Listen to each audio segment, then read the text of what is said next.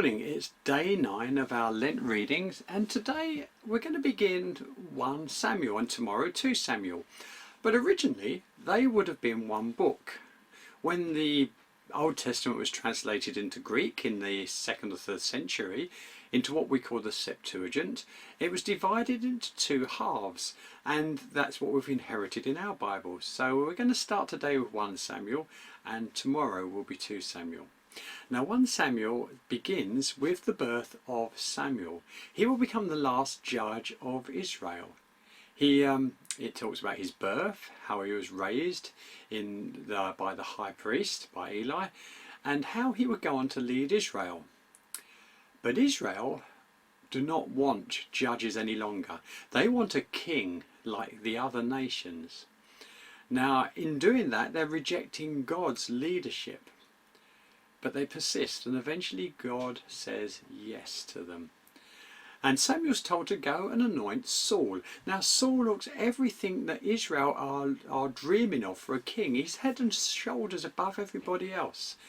And so Saul is anointed, and to begin with, his reign goes well, but it then deteriorates, and to the point where God rejects Saul and his family as leaders over Israel. And Samuel was told to go and anoint somebody else, and he anoints David.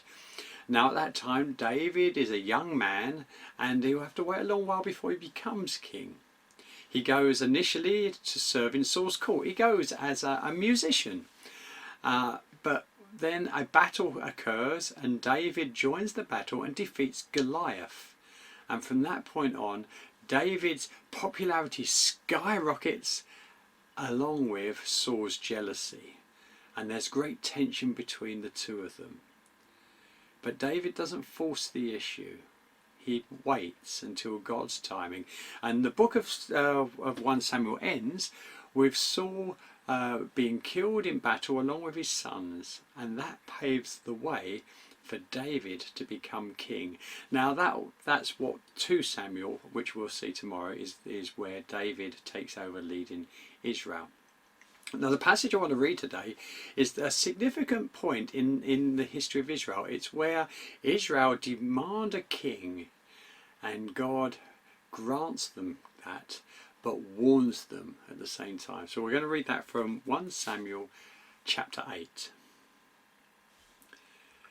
When they said, "Give us a king to lead us," this displeased Samuel. So he prayed to the Lord, and the Lord told him, "Listen to all that the people are saying to you. It is not you they have rejected, but they have rejected me as their king, as they have done from the day I brought them up out of Egypt until this day, forsaking me and serving other gods. So they are doing to you. Now, listen to them, but warn them solemnly, and let them know what the king who will reign over them will claim as his rights." Samuel told all the words of the Lord to the people who were asking for a king. He said, "This is what the king who will reign over you will claim as his rights. He will take your sons and make them serve with his chariots and horses, and they will run in front of his chariots. Some he will assign to be commanders of thousands and commanders of 50s, and others to plough his ground and reap his harvest, and still others to make weapons of war and equipment for his chariots. He will take your daughters to be perfumers and cooks and bakers. He will take the best of your fields and vineyards and olive groves and give them to his attendants. He will take 1/10 of your grain and of your vintage and give it to his officials and attendants.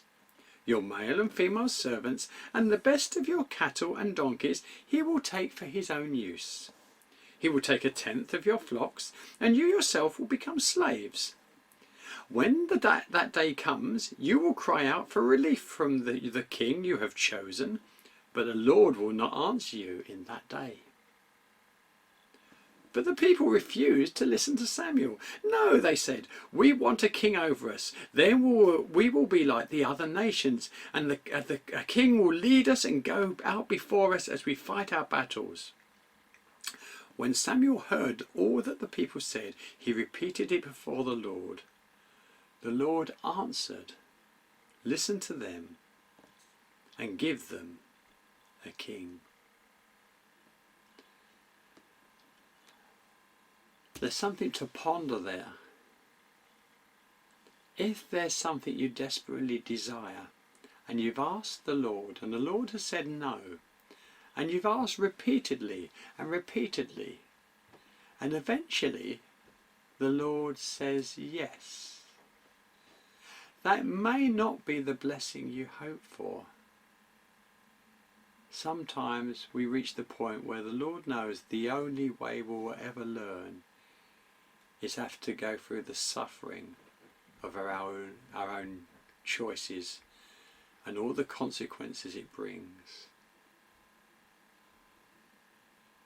That's something to ponder. Until next time, have a blessed day.